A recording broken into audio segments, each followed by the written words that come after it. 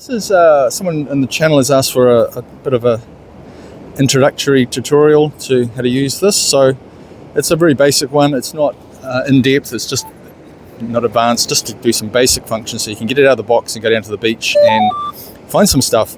So the first thing you're going to do is you're going to go and go to Google, type in Minelab Equinox 600 and firmware. Then you're going to go to the site and check that your latest firmware should be 3.13.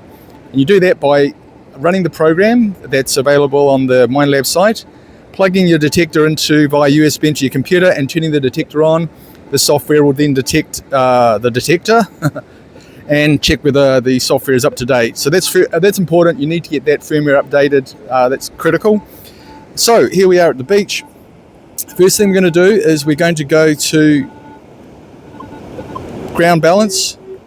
Make sure we can see that properly. Ground balance, and so we're going to use our selector button here. Go back here, select the button. We're on ground balance, and then we're going to push this button here. Now you see how this has changed. This is what you want. This is automatic. The automatic ground balance. You don't want to do it manually because it's a lot of work. So we're not going to get into that. Just make sure that's on auto. Good to go. Accept. Then we're going to put this horseshoe here. I like to have all the frequencies, everything basically. So that's just me personally. Again, we're just doing a basic one. And then very importantly, when you first come down to the beach, we're going to go to noise cancel and then hit this enter. Goes around, does the, basically what this is searching for is the best frequencies to run it on, because you do get, and then hit the enter button again, you do get, okay, I did it twice, whatever.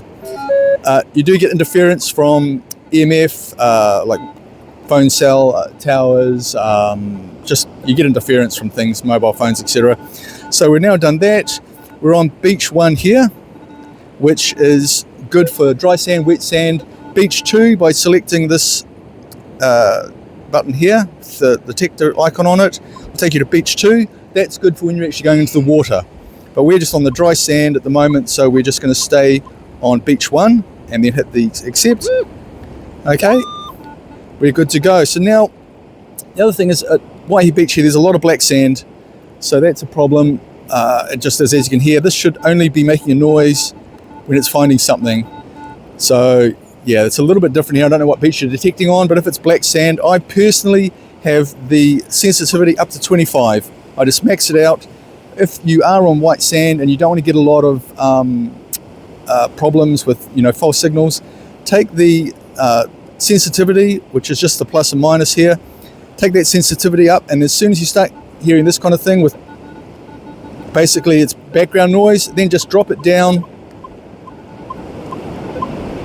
to there and then hit the accept until you're not hearing that noise again. Okay, and then you only want to be hearing that noise when it's actually hitting a target. Personally, however, just from previous experience and doing this for a few years, I just have mine cranked up all the way, which gives me a better chance. Just here on the beach, it's just particular to this beach, gives me a better chance to find stuff. But again, that's just very basic. There are a lot of other things you can do with it, but that should get you down to the beach and finding stuff. And once you find your first few things, it is very, very cool. It becomes quite addictive actually. So yeah, that's about it really, not much else. Yeah, that's it.